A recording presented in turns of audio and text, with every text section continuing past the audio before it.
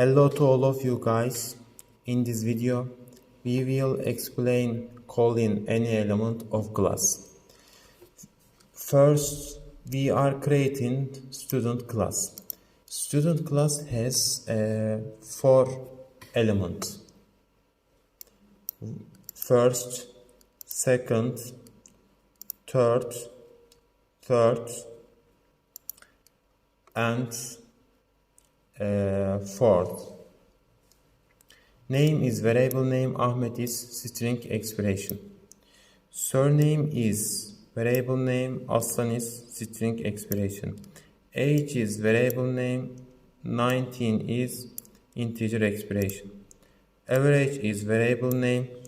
77 is integer expression.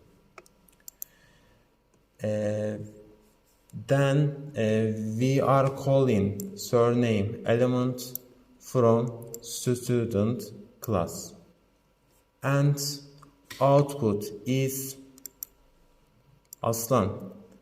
Aslan is lion in the English for